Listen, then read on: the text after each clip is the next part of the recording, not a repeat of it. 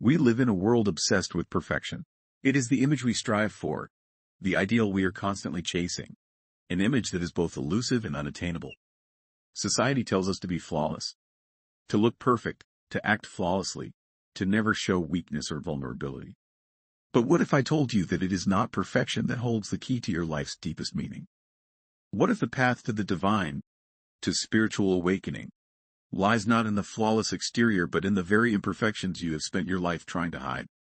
There is a paradox here, one that has been explored by philosophers, psychologists, and mystics for centuries. The paradox is this: the more we strive to be perfect, the further we move from who we truly are. And in moving away from our true selves, we disconnect from the divine, the very essence of life itself. You see, the divine is not found in the perfect. It is found in the real, the raw, the authentic. The divine resides in the places where we are most vulnerable, most human. It is in the cracks of our soul, the imperfections of our being, that the light shines through. Imagine a stone, smoothed over time by a flowing river. At first, it may seem flawless, but if we look closer, we see the marks of time, the small scratches, the crevices, the unique characteristics that set it apart. These imperfections are not flaws. They are the story of its journey. They are what make the stone beautiful, what give it its depth. And just as with the stone, our imperfections are not what diminish us. They are what make us human, and through them, the divine is revealed. We are taught, from a young age, to strive for perfection. We are told that perfection is the standard of success, of beauty, of worthiness. From the way we look, to the way we speak, to the way we perform in our work and relationships, we are constantly being measured against an ideal that, in reality, is unattainable. Perfection is a mask, one that we wear in an attempt to shield ourselves from our true nature. But here's the truth: the mask does not protect us. It hides us from the world, and from ourselves. Carl Jung, one of the most insightful psychologists of the 20th century, spent much of his life exploring the psyche and its complexities. One of his most important concepts was the idea of the persona, the social mask we wear to present ourselves in a way that is acceptable to others. The persona is not the true self. It is the face we show the world, the version of ourselves we believe others want to see. And yet, the persona can become so ingrained in us that we start to believe it is who we really are. But here lies the tragedy: by focusing on perfection, by clinging to the persona, we disconnect from our true selves. We lose touch with the parts of ourselves that are messy, imperfect, and raw, the very parts that make us human. In our pursuit of perfection, we reject the aspects of ourselves that are essential to our growth, to our healing, and to our spiritual awakening. The divine does not dwell in the mask. It dwells in the true self, the self that is flawed, vulnerable, and real. The first step in reconnecting with the divine is to embrace our shadow. The shadow, in Jungian psychology, refers to the unconscious parts of ourselves that we often try to hide or repress. It is the dark side of our personality, the traits we deem undesirable, the emotions we are taught to suppress. But the shadow is not the enemy. It is a part of us, a necessary aspect of our being that, when integrated, can lead us to greater wholeness. Consider the moon. It shines brightly in the night sky, but it does not emit its own light. It reflects the light of the sun. However, the moon is not always full. It has phases of darkness, moments when it is hidden from view. These phases, the shadow, are not signs of weakness or failure. They are an essential part of the moon's cycle. And it is through the interplay of light and shadow that the moon's beauty is revealed. Just like the moon, we are both light and shadow. We cannot have one without the other. To reject the shadow is to reject half of who we are. And in rejecting it, we miss out on the potential for growth, transformation, and healing. It is in the shadow that we find the parts of ourselves we need to integrate, the aspects that hold the key to our wholeness. When we embrace our shadow, we open ourselves to the divine presence that resides within us. But why do we fear the shadow? Why do we push away the very parts of ourselves that could lead us to healing? The answer lies in our cultural conditioning. We are taught to fear darkness, to avoid discomfort, to suppress our emotions. But in doing so, we deny our full humanity. We deny the richness of our inner world. And in doing so, we miss out on the divine that is present in every part of us. The path to the divine is not found in perfection, but in integration. It is found in accepting every part of ourselves, the light and the dark, the strong and the weak, the beautiful and the broken. Carl Jung believed that true wholeness comes from the integration of all aspects of the self. This means embracing not only the parts we like, but also the parts we would rather ignore, the fear, the anger, the insecurities, and the wounds. Consider the image of a tree. A tree does not strive for perfection. It simply grows. It reaches toward the sky, and in doing so, it encounters the wind, the rain, the storms. Its branches may twist, and its leaves may wither, but the tree continues to grow. It does not reject the storms it faces, for it knows that it is through these challenges that it becomes stronger. The tree embraces every aspect of its existence, and in doing so, it becomes a symbol of wholeness. We, too, must embrace all parts of ourselves, the parts we love and the parts we fear. We must accept the shadow and integrate it with the light. This is the path to spiritual awakening, the realization that we are not perfect, and yet we are whole. We are not flawed because we are imperfect. We are whole because we accept our imperfections as part of who we are. Now, let us pause for a moment and reflect on the nature of the divine. For many, the divine is seen as a distant, perfect force, something that exists far beyond the realm of human experience. But in Jungian psychology, the divine is not separate from us. It is not an external force that we must strive to reach. The divine is the essence of life itself, and it is present in every part of our being. The divine is found not in perfection, but in the real, the raw, the authentic. It is found in the moments when we are vulnerable, when we are broken, and when we are honest with ourselves. The divine is not something we attain, it is something we recognize within ourselves and within others. It is in the imperfection that the divine reveals itself, for it is through our flaws that we learn, grow, and connect to something greater than ourselves. Think of the people you love most. Do you love them because they are perfect? No. You love them because of their humanity, their flaws, their vulnerabilities, their authenticity. And it is in this authenticity, in this realness, that you find the divine. When you accept yourself as you are, flaws and all, you open yourself to the divine presence that resides within you. So, I invite you to ask yourself, what would happen if you stopped running from your flaws? What if, instead of hiding them or trying to fix them, you embrace them? What if you saw your flaws not as obstacles, but as opportunities for growth, healing, and transformation? Could it be that in embracing your imperfections, you would uncover a deeper connection to the divine? The divine is not distant. It is not something we must chase. It is within us, waiting to be recognized. It is found in our authentic selves, the selves we so often hide from the world. And when we embrace our imperfections, we come closer to the divine, to the truth of who we are. There is a paradox at the heart of every human life. A paradox so subtle yet so pervasive that we often don't even realize its influence. The paradox is this: we are taught, from the moment we begin to understand the world, that perfection is the ideal. We spend our lives trying to achieve it, striving to be flawless, to appear perfect to the world. And yet, it is precisely in our imperfections, those very things we fear, hide, and avoid, that we find the divine. This paradox has echoed throughout history, appearing in the teachings of the greatest spiritual leaders and philosophers. It's an idea present in the concept of the wounded healer, the idea that the path to enlightenment lies not in the absence of suffering or flaw but in the embrace of it. The most profound spiritual awakening comes not from striving to remove imperfection, but from accepting and integrating it. Think of a cracked pot. At first glance, we might see it as broken, as flawed. But in its cracks, there is beauty.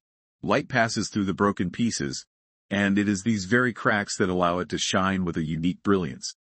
This, too, is how we are. Our flaws, our struggles, and our imperfections are not blemishes. They are what allow us to truly shine.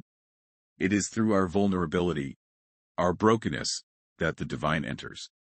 But we must first allow ourselves to be seen, not in our perfect form, but in our real, unpolished state. We live in a world that praises perfection. In every aspect of life, From appearance to achievement, we are constantly bombarded with the message that we must be flawless. Our bodies must adhere to impossible standards. Our success must be measured by material wealth or status. And our emotions must always be under control, composed, and tidy. The message is clear. Perfection is the goal. But what is perfection, really? Is it the absence of flaws? Is it the absence of vulnerability? Or is it an ideal that we have created to make ourselves feel better, to convince ourselves that we are in control, that we have mastered life? Perfection, in the truest sense, is an illusion. It is a social construct, a projection of the things we are taught to value. In striving for perfection, we distance ourselves from the truth of who we are, the messy, unpredictable, emotional, and complex beings that are part of the living, breathing world. Jung understood this deeply. He spoke of the persona, the mask we wear to present a version of ourselves that is socially acceptable. The persona is not the true self.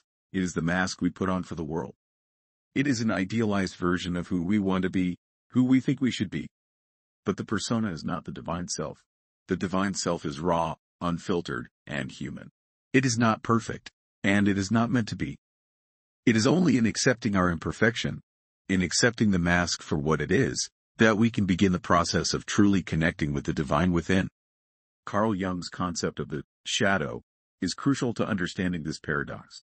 The shadow is the part of ourselves that we have rejected, the aspects of our being that we try to hide from the world. It is often composed of our fears, our wounds, our desires, and those qualities we deem unworthy or undesirable. It is the side of ourselves that we don't want to face, the side we prefer to keep hidden. But here's the truth. The shadow is not something we should fear or suppress. It is not an enemy to be defeated. It is, in fact, a necessary part of the self. The shadow holds within it much of our untapped potential. Jung taught us that in order to become whole, we must integrate the shadow. We must face it, accept it, and allow it to inform our growth. The shadow is not the absence of light. It is simply the other side of the coin. Take, for example, the process of personal growth. When we face our weaknesses, our fears, and our vulnerabilities, we are not only confronting the shadow, we are integrating it into the fabric of who we are. It is in this process that the divine can enter. For only when we accept both the light and the dark within us can we experience the fullness of the divine. The divine does not dwell in the light alone. It exists in the tension between light and shadow, in the integration of opposites. The more we embrace the shadow, the more we allow the divine to work within us. The divine is not something separate from us. It is the force that binds together the contradictions within us. The light and the dark, the beautiful and the broken. By accepting the shadow, we open ourselves to this divine force and begin to see the world and ourselves in a new light. At the core of every spiritual tradition is the recognition that our imperfections are not something to be ashamed of. They are not obstacles to growth, but rather the soil in which our growth takes root. Our imperfections are sacred. They are the entry points to deeper understanding, to greater self-awareness, and to connection with the divine. We often think that perfection is the key to love, success, or spiritual enlightenment. We chase perfection, believing that only when we have it will we be worthy. But this belief is rooted in fear. We fear that if others see our flaws, they will not love us. We fear that if we show our vulnerability, we will be rejected. And yet, it is in our vulnerability that we are most human, and it is in our humanity that we are most divine. Let's look at love, for example. When we love someone, do we love them because they are perfect? No, we love them because they are human, because they are flawed, imperfect, and real. We love them because we see their struggles, their joys, their fears, and their growth. It is in their imperfections that we find beauty, and so it is with ourselves. The divine is found not in our perfection, but in our acceptance of ourselves as we are. The divine does not reject us for our flaws. It embraces us in spite of them, because of them. Jung's idea of individuation, the process of becoming the person we are meant to be, requires the integration of all parts of the self. This includes the parts we like, as well as the parts we don't. To become whole, we must accept every part of ourselves, both light and dark, strong and weak, perfect and imperfect. This is not an easy process. It requires us to face the parts of ourselves that we would rather ignore. But it is only through this confrontation that we can experience true spiritual growth. Think of a tree. Its branches stretch toward the sky. The tree does not strive to be perfect. It simply grows. It reaches toward the sun. And in doing so, it faces the wind, the rain, the storms. Its branches may twist in unexpected ways, and its leaves may wither, but the tree does not reject these changes. It accepts them as part of its journey. And it is in these moments, when the tree faces difficulty, that it grows stronger. It is in this integration of opposites, the light of the sun and the stormy winds, that the tree finds its balance. We, too, must integrate all aspects of ourselves, the light and the shadow, the strength and the weakness, the beauty and the brokenness. By doing so, we do not diminish ourselves, we become whole. We become a living embodiment of the divine, for the divine is not found in our perfection, but in our authenticity. The divine is found in our ability to accept who we are, with all of our flaws, our wounds, and our imperfections. The divine is not something separate from us. It is not a distant force that we must strive to attain. The divine is within us, in the very essence of who we are. It is not something we achieve through perfection, but something we recognize in our humanity. Consider the people who have inspired you the most. Have they been perfect? No, they have been human, vulnerable, and real. And it is in their authenticity, in their willingness to embrace their imperfections, that we have seen the divine. The divine is not in the flawless persona we present to the world, but in the raw, unfiltered, and imperfect self that we hide away. This is the ultimate spiritual truth.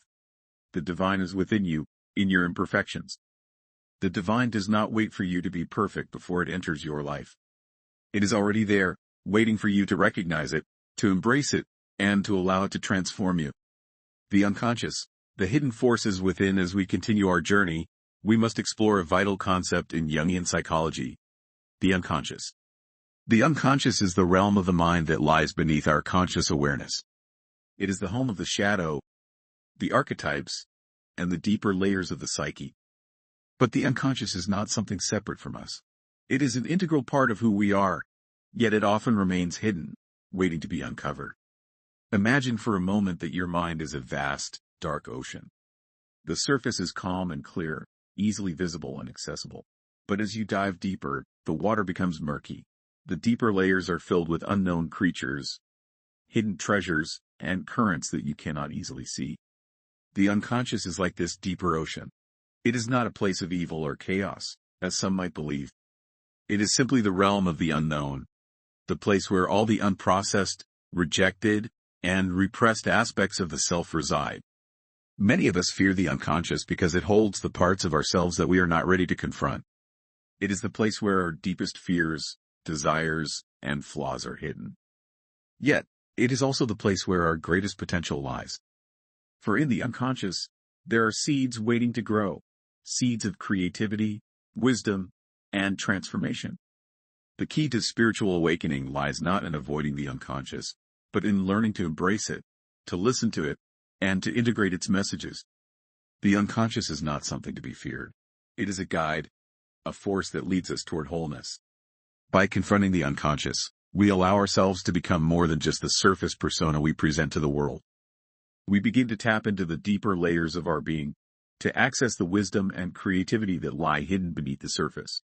At the core of Jungian psychology is the process of individuation, the journey toward becoming the person we are meant to be. Individuation is not about becoming perfect or flawless. It is about becoming whole. It is the process of integrating all parts of the self, the conscious and the unconscious, the light and the shadow, the divine and the human. Individuation is a journey of self-discovery. It is the realization that we are not just the persona we present to the world, but a complex, multifaceted being that contains many layers. It is the realization that we are not defined by our flaws, but by how we embrace and integrate them. Through the process of individuation, we come to understand that our imperfections are not something to be ashamed of, but the very aspects of ourselves that allow us to grow, to learn, and to evolve. Jung believed that individuation is a lifelong process, one that requires us to confront the unconscious, to face our shadow, and to embrace the parts of ourselves that we have been avoiding. It is not a quick or easy process. It requires patience, self-compassion, and a willingness to face the uncomfortable truths about ourselves. But it is through this process of self-integration that we come to know the divine within us. The divine does not dwell in our perfection. It dwells in our wholeness. As we navigate the depths of our unconscious, we encounter archetypes, universal symbols and patterns that represent the various aspects of the human experience. These archetypes are not mere figments of our imagination. They are deeply embedded in the collective unconscious, shared by all human beings across time and space. Archetypes such as the hero, the shadow, the wise old man, and the animus represent fundamental aspects of the psyche. They are not fixed traits. Rather, they are dynamic forces that shape and guide our development. Each of us embodies these archetypes in different ways, depending on where we are in our journey of individuation. For example, the hero archetype represents the part of us that strives for growth and transformation. It is the part of us that faces challenges, overcomes obstacles, and seeks meaning in life. The shadow archetype represents the hidden, repressed aspects of the self, the parts of us we try to deny or ignore. The animus represents the feminine or masculine qualities within us that are often unconscious but are essential for balance and growth. By acknowledging and integrating these archetypes, we begin to see the divine within us more clearly. The hero's journey is not about conquering external enemies, but about conquering the inner obstacles that prevent us from embracing our true selves. The shadow is not something to be vanquished, but something to be understood and integrated into the whole self. And the animus represents the sacred balance of the masculine and feminine energies within us, showing us that the divine is not one-sided or biased. It is a unity of opposites. The divine is not found only in spiritual practices or grand moments of insight. It is present in every moment of our lives, in the mundane, in the ordinary. It is in the quiet moments of reflection, in the everyday choices we make, in the way we interact with others. The divine is not something separate from us. It is the very essence of life, woven into the fabric of our existence. In fact, the more we strive for perfection, the more we distance ourselves from the divine. The divine is not something we achieve. It is something we recognize. It is found in the acceptance of our imperfections, in the willingness to be real, to be vulnerable, and to be fully human. Take a moment to reflect on the small, everyday moments in your life. How often do we overlook these moments, believing that the divine is somewhere far away, something we have to work for or attain? What if the divine is already present, in every breath, in every thought, in every action? What if the divine is not a destination, but a way of being, a way of seeing the world? The divine is present in the way we love, in the way we struggle, in the way we grow. It is in our relationships, in our work, in our creative expression. It is in our imperfections, in the places where we fall short, in the moments where we are most human. The divine does not wait for us to become perfect. It embraces us as we are, flaws and all. And in that embrace, we find the wholeness we seek. It takes courage to embrace our imperfections. It takes courage to stop pretending to be perfect, to stop hiding behind the mask we have spent our lives constructing. But it is only in this courage that we find true freedom. The freedom to be ourselves, to live authentically, and to connect with the divine. To be imperfect is to be free from the chains of expectation, free from the need to please others, free from the constant striving for an unattainable ideal. When we let go of the need to be perfect, we open ourselves to the beauty of life as it is, imperfect, messy, and full of possibility. This does not mean that we should stop growing, that we should accept our flaws as fixed. The process of individuation is a lifelong journey, and we are always evolving. But it does mean that we should stop punishing ourselves for being imperfect. It means that we should stop trying to be someone we are not and start embracing who we truly are. In the end, the greatest spiritual awakening comes not from striving for perfection but from recognizing that we are already whole. The divine is not something we achieve. It is something we recognize. It is not something that exists outside of us. It is within us. The divine is not a distant, unreachable force. It is the very essence of life, the very essence of our being. When we stop running from our flaws, when we stop hiding behind the mask of perfection, we allow the divine to enter our lives. We allow ourselves to be seen, not as perfect, but as real, as human. And it is in this authenticity that we encounter the divine. So, take a moment to reflect on your imperfections. Stop seeing them as weaknesses. Stop seeing them as obstacles. See them for what they truly are, the places where the light enters, where the divine finds its way into your life. In embracing your imperfections, you embrace your humanity, and in embracing your humanity, you touch the divine.